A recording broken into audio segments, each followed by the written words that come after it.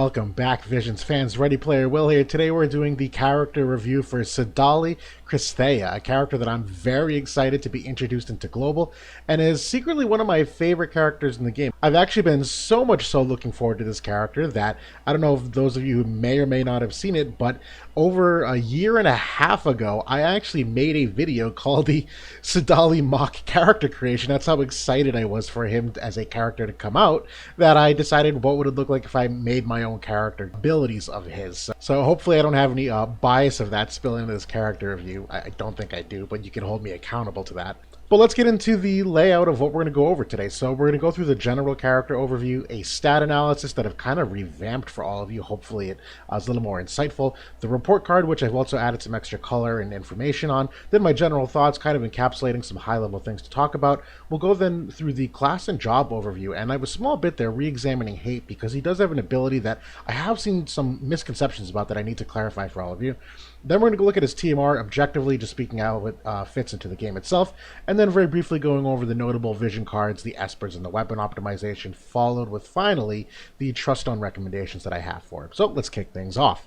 Now, the general character overview, a lot of you kind of know the majority of this. He's a brand new wind character. They gave him the unique job of Crystal Sanctum Founder. He is a 100 cost unit, one of the reasons why they've done so. He also has the Devout and Kotodama Wielder sub-jobs, both really awesome sub-jobs, quite frankly. He does wield a mace as the weapon, with a hat, cloth, and accessory as the equips, with a move of 3 and a jump of 1. Now, resistance-wise, pretty standard, the minus 10% to ice and 20% to earth. The weapon type resistance, though, are actually very good. His only negative is the minus 15% to striking. Quite frankly, I don't really even factor that into my effective HP as much anymore. We've seen a slew of characters come in here with strike damage, and although it's something to obviously take into consideration, I've yet to see it prevalently affect any kind of team building per se. So overall, from a resistance standpoint, then, he's very strong in that he's 15% strong to magic, 10% to both slash and missile, with the 0% to pierce. That's totally fine. And the resistance status elements, he's 50% to sleep, 50% to confusion, and 10% to stun, which I actually like a lot. Stun is a difficult status effect to get around and prevalent on a lot of different subjects. We're going to talk a little more about the stat analysis, and I have broken this out a little more, so it's both the base stats and then the total stats, and it's important to understand both in conjunction with each other. That the base stats, as we've mentioned dozens of times, there's so many things in the game now that scale off it, from the vision card, the sub-vision card, the Truststone, and all these brand new buffs that affect a bunch of different things, in addition to a lot of abilities now that, if you go into a character ability, the calculation of the damage isn't just off of their attack or magic stat. It also takes into account their luck, their dexterity, certain other statistical attributes. So understanding the base stats and how those scale are really important. And then also keeping in mind just the total stats. So looking at a base stat perspective, if we're looking at HP, he is a little bit on the lower side, but if you're looking at the range of, we'll say mid-range of damage dealers, which is where a lot of these characters fall here, he is on the higher side of things. Definitely doesn't fall nearly the top of the range where some of the tanks are, and that's not a surprise to anybody. But for a spellcaster, who are typically a little more fragile, he actually stands up relatively well from an HP perspective. If we look at the magic side of things, he is amongst some of the top. He has a very, very strong magic stat that is a big part of his damage overall. Very, very strong magic stat. The people that are above him are typically more of the support characters. So 2 thumbs up on the base stat there. He'll obviously scale very highly with magic scaling benefits. From an agility standpoint, he's kind of middle of the pack, but it's a little misleadingly so. But again, base agility, overall, nothing too special. He comes in at about 57 here, which is right around the middle area. Neither good nor bad. He does have a lot of things that can increase that, though, so it's not the end of the conversation. From a dexterity standpoint, definitely in the lower end of the spectrum here, where he's not going to be known for a lot of critical hits. His accuracy definitely does suffer for it overall as well. And the same can kind of be said for his luck stat, where he is kind of on that lower to middle end, where he's not going to be evading a whole lot, and it's not going to really impact a lot of his accuracy. That being said, it's not the end of the world. Both of these stats can be made up for. Now, when we look at them from the perspective of just kind of in the context of how he stacks up versus the other whole cast of characters from a summary standpoint, I have to give a very special shout out for the moment.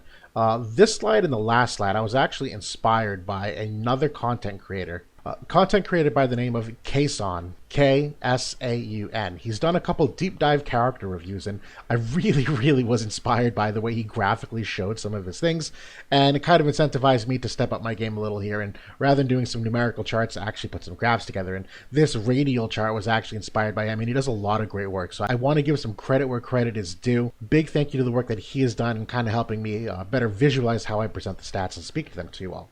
So, getting onto the chart itself, you can see none of these stats really stand out in the broad scheme of the game. Now, again, I have characters like other tanks and evade units in here. His magic stat really is the one thing that stands out, and from a base stat perspective, the rest of it is on the lower end of the spectrum in terms of where he ends up falling. But, again, you also have to consider the total stats, where once you put in his board stats, as well as some of his mastery and whatnot, he does end up getting a little extra help on the luck side, as well as the agility side, to end up filling his total stat line. And if you're looking at a breakdown of how that ends up shaking out, nothing terribly out of the ordinary in terms of where he sources some of these stats. He gets a magic boost from one of the nodes on his board, and then the mastery obviously gives him 10% HP as well. So graphically, things don't look that great, but in practice, it actually ends up being much better than what you might think just from a glance. Which brings us to the DPS report card, where I'm going to kind of take those stats and give him a little more shape in how you might practically see him. So from an effective HP standpoint, now again, his overall HP looked like it was on the lower side, but it's not the worst in the world. I am giving him an A- for his overall effective HP, and there are a couple things that drive that more than just the health pool itself. And again, the idea of effective HP is that it takes into account the resistances, your defense and spirit, things like that. So he does have an innate 4 spirit, and I am assuming that you have a passive on that grants him 15 defense and 15 spirit. Now, if you take that passive off, that definitely changes this effective HP, but I think that passive is good enough that you probably want it on the majority of the time. He also does have an innate 10 AoE resistance, and as we saw, a lot of really good weapon resistances overall, so it ends up being overall relatively stocky. I'm giving them the A- there. From the physical perspective, I'm keeping him at the A-. The minus 15% strike is the only concern, and even then I'm not that concerned about it. But from an effective magic standpoint, I'm giving him an A+. Not only does he have the 4 spirit with a really strong 15% magic resistance, but he does technically have a magic barrier in the Kotodama subjob as well. So from a damage dealer's perspective, he does really, really well against spirit scaling attacks and magic overall. From the primary stat perspective, I am giving him an A+ here, where he is the second highest magic for a DPS, only behind Howlet. He does also have buffs that can give him a 40% magic buff. He does have a 30% magic passive ability, and he can quite easily get 50 spirit penetration on an ability, and we're going to do the math soon. He can easily get up to 100% spirit penetration, which is a massive damage increase for him overall. From the agility perspective, I'm actually giving him a B-, and one of the things here that really elevates him, his base agility is average, as we saw. When you include the board, his total agility is only 2 points above the average at 65, but he does have the passive that can increase it by 12%, and his vision card, spoiler alert, is a revolutionary game-changing vision card for not only the wind cast, but also puts Sadali in a completely different tier, which has 3 agility on it. So the passive with that 3 agility, he can very easily become much faster than those base stats might lead you to believe. Now, from an accuracy perspective, I am giving him a C-. He is very much on the lower side of things on the accuracy if you include all passives, and part of the reason for that is because he doesn't have any passives that can boost his dexterity or his luck or his accuracy. So, as we saw, the dexterity and luck values do kind of skew on a little bit on the lower end of the side, and his accuracy definitely reflects that as well. And from an evasion standpoint, he's actually at about a C. I'm going to make a video soon talking a little bit about more about what this range of characters means. The long story short is he's really not an evade unit, and you shouldn't expect him to evade anything. But overall, it ends up being right about the average of what you'd expect, if not a little bit higher. From a movement perspective, I'm giving him a B, if not even higher as an A. He's got 2 buffs on 2 different subjobs that can give him access to move 1, jump 1. So it's nice that he has some versatility in achieving that in either way. From a passive perspective, I am giving him an A. He has some stellar passives that really can apply themselves in a variety of not only different content, but different metas, in my opinion. We'll get through that soon. The counter ability, I'm going with a B+. I actually like it a lot. I think it does have some really good use in the current state of the game. His overall kit, I'm giving him an A+. Each part of his kit for both PvE and PvP content lends itself to do really incredible things. I'm going to get a little more into this when we go through the general thoughts and the class and the job overview, and hopefully you'll see why I'm giving this the A+. That being said, he is slightly held back a little bit, not only by some of the stats here when you're looking at accuracy, because he's a damage dealer, he has to reliably hit things, but the final grade I'm going with a B+. And again, this is kind of trying to balance the idea of him with and without the vision card. When you put the vision card on him, quite frankly, it probably does elevate him to that A or A minus. But we have to really try to look things in a vacuum here. And if we're evaluating just on the character, I'm giving the B plus, but there's certainly some wiggle room there. And then obviously you get into some debates on whether or not he's more applicable than more, but really that's kind of meta dependent in what you're seeing for enemies. Do you sacrifice Leela and give up the healing and put him in? So I don't think he's objectively good enough that he would belong in every single comp of Wind, but he's a fantastic addition to the cast of characters there. So now we get into the general thoughts, kind of highlighting some of what we talked about and some of what we're going to see. So overall, he is a very strong DPS with some superb support buffs and utility. He does have some amazing buffs that we'll get to in just a couple minutes here. The Devout sub-job does give some interesting second attack potential when you're talking about Guild Wars, as well as manual options. Now, my understanding of his AI is that it's very similar to Black Rose Elena, which means he will not be healing your teammates. Primarily, he will be attacking if an enemy is in range. And as far as I can tell, from what I've seen in some of the JP Arena videos, he does prioritize his buffs over the healing. I don't know that for certain, though. I have to test that tomorrow. But the Devout sub-job certainly is strong enough that when you are doing manual PvE content, he really is a fantastic insta-healer there and give some of those buffs and resistances to teammates that you might not get from some of the other wind healers. Now, the Kotodama Wielder I love. I call it kind of the ketchup of sub-jobs. There's so many good things on it, and there was a string of characters there for a while. It seemed like everyone had it, but it's got access to stun, status, ailment, move one, jump one. It's got a 100% hit chance ability, so his accuracy does at least have that upside where you can use a 100% ability. And then he has the magic barrier there too. I really do like that sub-job, so both of these I think have their value, which is one of the reasons why I love his kit, is that you can very much tailor-make his entire profile to be different depending upon the sub-jobs. He has a stunningly good limit break. We're going to talk about that soon. I'm not going to spoil it quite yet, but a lot of you already know about it. He does have the versatile ability to grant re-raise and some hate generation on a character. Now, we're going to talk a little bit more about that when we get to that class and job overview. I think most people are overrating this ability, quite frankly. It is a really good one, but I definitely think it's being overrated at the moment. His passives allow for a variety of builds, which we saw through the grade there, and he has some sneaky good survivability with 60 AoE resistance, which he can get quite easily between his mastery, the buff that he gives, and the vision card. So again, that vision card really elevates him. 60 AoE resistance is some of the highest in the game. It's unpenetratable, really elevates his overall effective HP as well when you put things into practice. And I've said it 3 times, I'm going to keep saying it. The Sadali vision card jettisons him into an entirely different tier. So when we look at the class and job overview now, we're going to start with the passive abilities. The one I mentioned earlier with the agility buff of 12% is the Mystery of the Ancestor. I really do like this ability. The decreased attack activation time of 400 is also very significant. This is a very, very viable passive that I think you will have on a majority of the time. It's really just going to come down to some of your agility tuning and how often you intend on using some of your cast time abilities.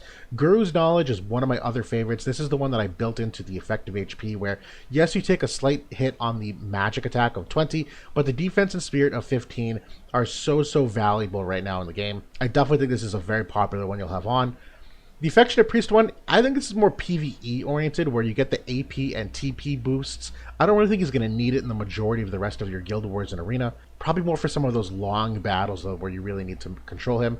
The magic level up, obviously, is very well-rounded and great. 30% magic buff to a character that already has a very high base magic stat, so that's a great ability for overall damage. And then Blessing of the Earth Spirit is a increase of spirit of 12 and the earth resistance of 12% as well. So obviously will help to definitively hard counter those earth teams, and obviously the spirit is nice if you are in a certain magic meta. One of the reasons why I gave him the A+ there on the effective magic HP as well. So overall, I think these top 2 passives are the one I would most popularly put on. I think the agility is a premium. The decrease in activation time is too, as well as the survivability there. Now, from a counter ability perspective, this Retribution reason that's being listed here, really nice long range ability here. It actually has a 30% chance to activate, which I like. I think that's high enough to get some good value out of. It does 120% typeless magic damage, which I think is interesting, that if you have things that do wind attack up, this is not going to affect that because it's typeless. It's not considered a wind attack, but the ability to dispel all buffs, dispel haste when you're in a meta that you're seeing a lot of Lemuray and Velis, Dragoon Helm, things like that. And then there's Dispel Physical and Magic Increase buff for target. I think there's a future character coming in. It might be Dark Fiend. I could be mistaken, though. That will have this kind of buff. This will also counter it. So this does have some future meta and future character implications. So overall, this is probably my favorite. I do like the anti-healing one as well, though. It really just depends on whether or not you have a dedicated healer in your party. Because his magic stat is so high, he will significantly heal himself with this ability. And then the Iron Body one is fair. Reducing damage by 30% is certainly nice. I just don't know if it's as effective as these top two, but I'm certainly not counting that one either. Overall, the counter ability is really well-rounded for a variety of situations. Which brings us to the main job, the Crystal Sanctum Founder. So I'm going to go through these one by one. The first one, Change Your Deeds, is an insta-cast magic spell that cancels ability activation. Now, this is a little less impactful nowadays where so many characters have either much reduced casting time or far more insta-casts that the chances of you catching someone mid-spell are far decreased nowadays than they were in the past. That being said, for 14 AP, it's still a very valuable ability. I like that one a lot. The Holy Word of Power is one of his fantastic buffs here. You can see it's a nice square shape around him, so it's not just that cross AoE, where it is an attack and magic buff of 40% for himself and the allies. It increases AoE resistance of 20 for himself and wind allies, so not as effective in a rainbow comp, but more so in a wind comp, obviously. But this is an absolutely stellar buff, considering that it's both attack and magic. The God of Liberation is another amazing, amazing buff. All element resistance of 20% to allies by itself is a fantastic buff that it's not penetratable by most mechanics in the game, and significantly increases the survivability when you consider that you can also pair it with the element resistance of the Truststones. But in addition to that, it's got two other amazing abilities. To the allies, it also dispels AP restoration and the follow-up cast that you see on things like Astrius' Limit Break and Noctis' ability where they do a second follow-up attack. That certainly is helpful in reducing the amount of damage you take. The Dispel Auto Restore, probably not as impactful as you might think, if only because by the time he's actually in range of attacking an enemy, they probably have 2 or 3 turns at that point of AP restoration if they're using a TMR, that they probably already have a ton of AP. You're not really doing much to prevent that. But finally, the increase of Spirit Penetration of 50 is positively massive.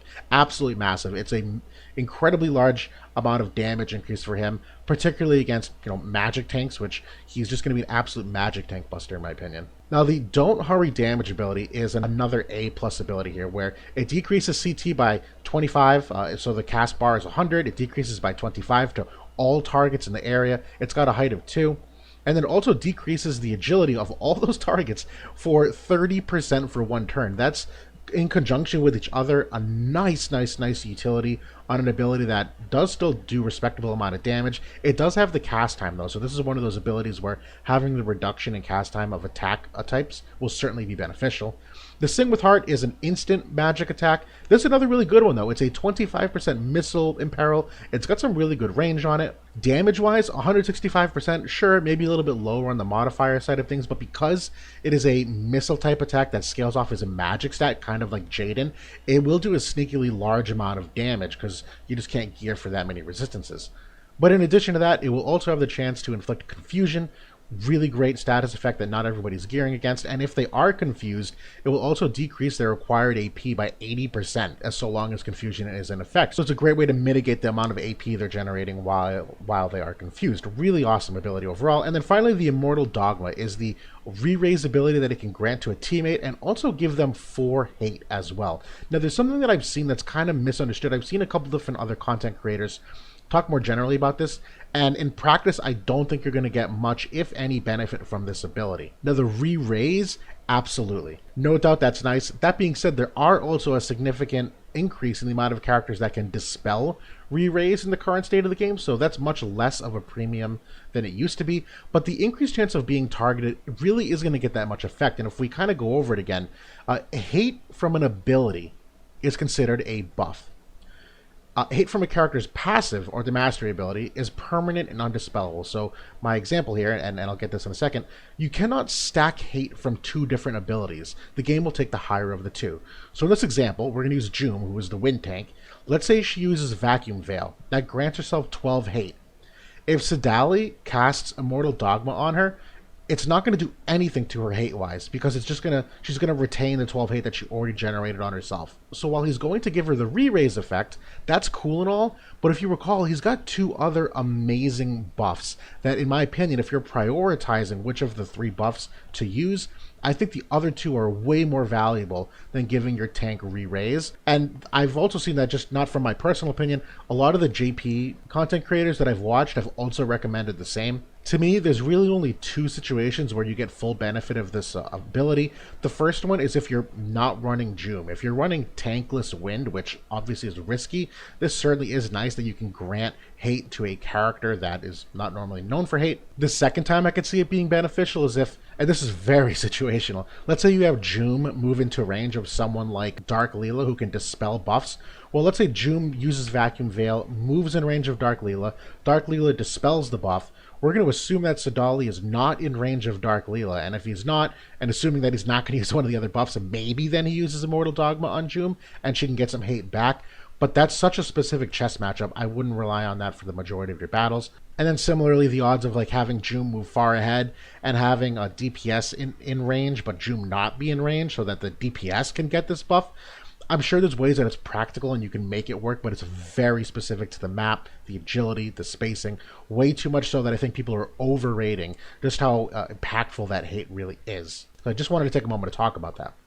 Now, the sub-job, the Crystal Sanctum Founder, this Judgment of the Wind ability, another one that has a cast time associated with it, but my goodness, a 48% wind resistance imperil is by far the largest imperil in the game. That is a significant amount of damage increase for your teammates. It is a little more limited on the range where it is that, 2 to 3 square distance away in a straight line, so it's a little more limiting, but certainly a very good PvE potential ability to decrease the wind resistance.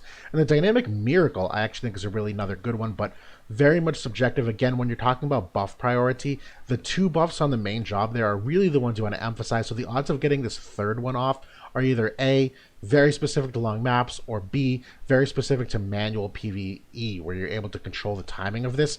That being said, move one, jump one is awesome, and the decreased activation skill time of another 400, where if you combine that with his passive, that's basically an insta-cast on all of these abilities. So this is definitely a good one. I just don't think it's going to actually work in practice in most of the auto content that you're doing. Now, when we move on to the Devout sub-job, again, I think this has some practical abilities on a follow-up attack in Guild Wars if you have very, very low health teammates. But again, I need to confirm whether or not he uses his main job buffs in lieu of this. From what I understand, he has a offensive-oriented AI, so he might do either, so I can't make a definitive statement yet. That being said, the Devout sub-job is one of the best in the game.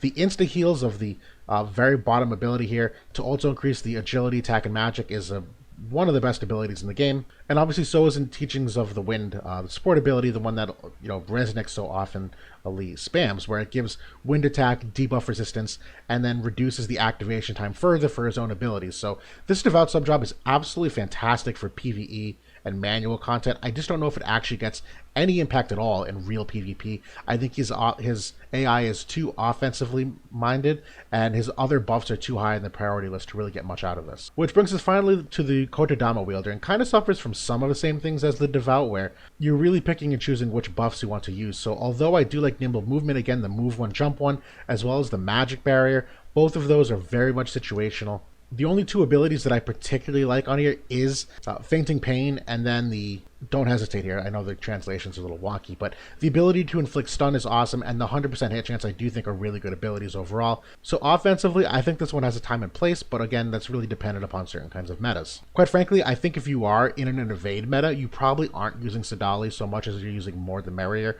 who is a hyper accurate unit, does a lot of the same damage types. Regardless, it's a nice thing for him to have. So now when we get into the Limit Break and Mastery ability, this Limit Break is the one that kind of opened a lot of eyes when we first saw it, where it's fantastic damage overall just from the modifier itself, but really driven by the 50% magic attack resistance penetration that he gets on this ability. So again, we're talking about magic tanks here with an immense amount of spear penetration. This will also give him a lot of magic resistance penetration. But more than anything is the 67% chance to inflict Charm on the target. Now again, this is a single target ability, but Charm is a very lethal status ailment, to say the least. It's the kind of thing that's extremely hard to defend against. And then from the Mastery ability, that's where he gets 10 of his AoE resistance and then 10 of his spear penetration. And for those of you kind of doing the mental math with me this whole time, Sadali gets 20 spear penetration from the vision card, 10 from this Mastery ability, 50 when he applies his buff onto himself, and then 20 if he equips the new weapon that's coming out with him as well, which we'll talk about in a couple minutes. But even if it's not the 20, you can easily get 10 from a Truststone passive. All in all, that means he can get 100 spear penetration for an uptime of 3 turns at minimum, provided that it doesn't get dispelled. But that damage output is off the charts. Now, when we look at the TMR for him in particular, it is an accessory. It's got some decent enough stats on it from the defense, spirit, and accuracy perspective. The ability itself, nice that it has 2 casts. You love to see that on modern day TMRs.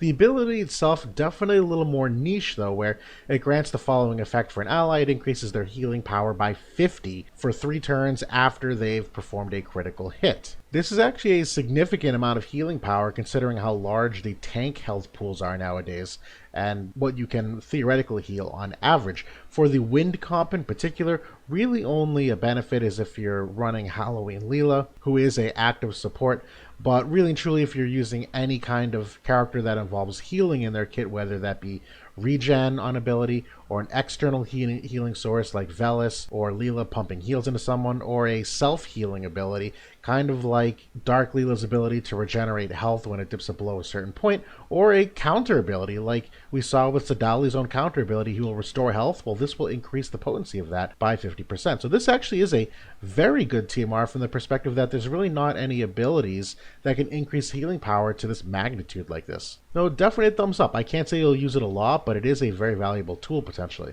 Now, when we get into the notable vision cards, as we've kind of alluded to this whole time, there is one vision card that's coming out, I believe, not this week with his release, but the week after. That is an absolute must pull, if not for him, at least for the wind units, where at the end of the road is the vision card here. It's got 304 HP, 170 magic, a very valuable 3 agility, but the benefits to this card make this an S++ tier card for wind units, where to the unit, they get that 10 AoE resistance, 20 spear penetration, and they do get a decrease of the critical hit rate by 5%, but that's rather negligible. But the party effect is AoE resistance 20, crit evade of 10, and agility of 15%. Now, the fact that this single card has AoE resistance 20 and agility 15% on it, I don't even have words. Those are 2 of the best vision card abilities in the modern state of the game. The fact that they're both on one single vision card is spectacular. Sadali obviously benefits a ton from this vision card as well, in addition to the other wind units by and large. This one is so much better than all the other options, it's literally not even close. Now, if you are exploring options for sub-vision cards or how you can play, there's really not a ton of wind magic-oriented vision cards that are terribly impactful. There are 2 really good ones, though. Obviously, the more the merrier card is definitely a good one. This is actually a fairly nice one to give on Sadali as a sub-vision card, provided you're not using it on more, where it does have a nice little accuracy buff here. It gives him some dexterity as well, which he obviously is on the lower side of. Increases his damage by the human killer, HP, and this is particularly useful when you are trying to hard counter some of those earth comps that you may run into. But otherwise, Typhon is really the other fantastic option. And I say that because, yes, the magic is nice and the magic attack up is nice. More than anything, for Sadali in particular, as a sub-vision card, the 32 luck here, I believe it gets cut down a little bit of a portion, but you will still get that stat in addition to the luck for the unit bonus and then the magic bonus for the unit, where all of those stats, the luck in particular, really will help his accuracy. The Typhon card, definitely a good sub-vision card for him. Now, for the notable Espers, there are a handful to at least draw attention toward, nothing that I think will blow your mind. The best wind-oriented ones, Typhon is definitely one of the premier options, where it has a ton of accuracy on the Esper, has pure magic percentage up, and wind attack. Obviously, all of those benefit him while also being a magic-oriented Esper. Tetrasylphid, kind of surprisingly, is also not a bad one. Now, the attack and magic on this Esper is equal at 81, so it's neither physical nor magic oriented per se. It definitely is a little bit lower on the stat side, but not a huge drop off. But you still get the wind attack, the missile attack, which he actually benefits from, which he does have a couple missile attacks, and the wind resistance of 25% is pretty valuable if you're talking about mirror matchups here, where wind versus wind, Tetrasylphid is obviously going to be really strong in the amount of wind resistance you can give yourself. Now for the other accuracy-oriented Espers, Shiva, Ramu, and Bloody Moon, all fantastic options that have their own unique resistances depending upon what matchups you're seeing. The best overall magic damage Esper tends to still be Bahamut just for the speed and the universal application of the buffs. So definitely one of the higher damage dealing Espers. And then an interesting mechanic that I still want to draw attention to on both Valfor and Siren is the attack cast time down that they both give. That really valuable when you consider the rest of his kit and how it can lean into that. And then it's really a little more matchup dependent after that, where Valfor gives the missile resistance and dark resistance, and Siren has slash resistance and water resistance. So again, really playing with what kind of matchups you're expecting to see depending upon which Esper you'd rather equip. Now for the weapon optimization, there's not a ton to really discuss here, but it is worth mentioning the new weapon coming out for him this week is the Diamond Mace. It gives 20 spirit penetration when maxed. Magic stat overall is relatively good at 176. The aim build, I'm kind of fair on, to be honest. The only reason why I say that is it's really going to depend on the kind of meta you're seeing. If you are in a super evade meta like Elena and Locke, the aim version of this is not going to be nearly enough for him. He's going to need the Alexandrite ring, so the aim build really won't get you terribly far by itself. But in the current meta where we are, where it's those like B tier evade units of Dark Leela and Joker, who obviously aren't as high as some of the others, the aim build actually might be enough here for you to realistically hit them. So it really is very much matchup dependent and the meta you're seeing. Overall, I probably do lean toward the magic because I think it's more valuable to get aim from other sources given how inaccurate he innately is. The other really great option here is the Platinum Mace, which did get the +6 upgrade recently, and the stats I'm showing are for that, where on the magic build you are getting a whopping 221 magic stat. It does have the magic attack 15, and this one actually also has the benefit of the accuracy of 10 on it. So again, you're really kind of playing with that hit rate of, do you want the Alexandrite ring, or is the 10 enough on this one? It's one of the reasons why I really like this Platinum Mace as well, because, the aim build of the Diamond Mace is only 15. Well, this one gives you 10 just by having a +6. You don't have to worry about any builds in particular. So I still think Platinum Mace, when you +6 it for the magic, is still a very, very potent weapon for him, particularly because the Diamond Mace, you don't really even need that full 20 spear penetration. You can still get 10 from your Truststone passive, and as you've seen, he can easily get anywhere from 50 to 80 spear penetration even without the weapon. So no real strong opinion on either. And as a side note, a future mace, I believe it's when the Mashri Earth unit comes out, it will have magic resistance penetration on it, so something to look forward into the future. For the Truststones now, there is a fair amount of play that you can have with him. So for the left side and the defensive set of runes, I think HP or luck are very valuable. He obviously won't get a ton of HP from the percent, but the elemental resistance of 5% is very powerful, particularly considering it's also combined with the buff that gives him the 20% elemental resistance. So I really do love the HP set. The luck set is really just for an alternative source of accuracy for him should you need it. Again, that's entirely meta dependent. And if you're talking about which passives to hunt, well, the best universal ones from no doubt, you're going to want HP and luck and crit evasion, all for just the extra survivability, and the luck for the hit rate as well. Some ones that really no preference of order, but probably have some good benefit here is the magic debuff resistance, the defense debuff, and spirit debuff to some extent, but also just the attack type and element resistance as well. But these are very much not important, not nearly as much as the top three, obviously. Now for the right side, on the offensive side of things, I think you also have a fair amount of options here, where I do like the magic build here, where the spear penetration, again, a little redundant with how much he already has, but the magic with 10% certainly is very, very potent given how high his base stat is. The accuracy, certainly another great build given his inaccuracy problems, that if you combine the accuracy with the luck, depending on your meta, absolutely viable choice. But the agility one at the end of the day still seems to be a extremely powerful rune set. The ability to give your character an extra 6 agility, at least at the top end of the game, seems to be a very big premium in terms of beating a lot of matchups. And for the passives in particular, at the minimum, I think the magic of 20% and the dexterity of 15%, definite ones you want to hunt for. The magic one seems obvious, but the dexterity one, because of how inaccurate he is and how, overall low his dexterity is, yes, there's diminishing returns on this stat, but it's low enough that he needs help everywhere he can get it. So the dexterity certainly helps there. But more than anything, it also is an additional way to amplify his damage, where, as we mentioned earlier, he does have some abilities that scale off his dexterity stat as well, so this will help his damage output. In terms of other ones that I think are more unique to him, so if you want to make one Truststone with these two passives on it, I think Wind Attack at 10 is a really valuable one, and the decrease of attack skill activation time of 200 is another really valuable one. one where you stack up all these different decreases in the ability time, and he's going to be casting things very, very quickly. After you get through these four, there's obviously a handful of others. I think the magic attack resistance penetration, the spear penetration, and the healing power of 10, all really valuable. It's really just more dependent upon what weapon you're equipping, where obviously not all of these will stack, but the healing power, I also think is really nice, given he does have that counter ability where he can restore some health. That will certainly help. But also if you are playing alongside someone like Halloween Leela or Ayaka, if you're getting that external heal, it's definitely going to heal him for a lot more. So overall, I think it's a pretty safe bet for Truststone recommendations. And that's my review for Sadali in a nutshell.